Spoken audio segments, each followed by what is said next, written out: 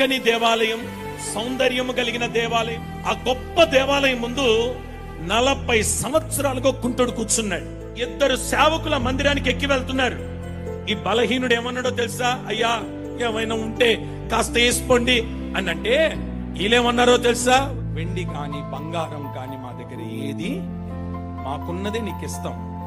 నజరేయుడైన యేసు నామములో లేచి నడువు.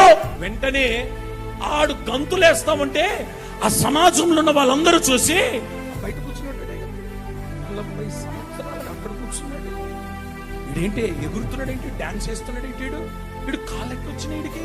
ఈ లోపాలు ఇద్దరు అక్కడ నిలబడ్డారు. 40 సంవత్సరాలు కుంటోడు మాదిరి ఎట్లా నడుస్తున్నారు నువ్వు అన్నా?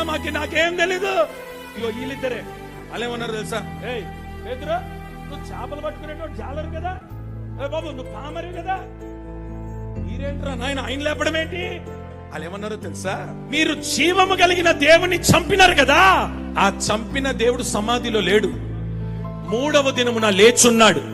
మా కళ్ళతో మేము చూస్తున్నాం, మేము సాక్షులం. ఆయన నామమును బట్టి ఈ కుంటివాణ్ణి మేము లేపి ఉన్నాము. బలహీనుడు బలపరచబడాలనంటే ఇప్పుడు చెప్పండి, ఏ నామము కావాలి? స్వస్థత పొందాలంటే ఏ నామము కావాలి? నువ్వు బలపరచబడాలంటే ఏ నామము కావాలి? నీ రోగం బాగోవాలంటే ఏ నామము కావాలి?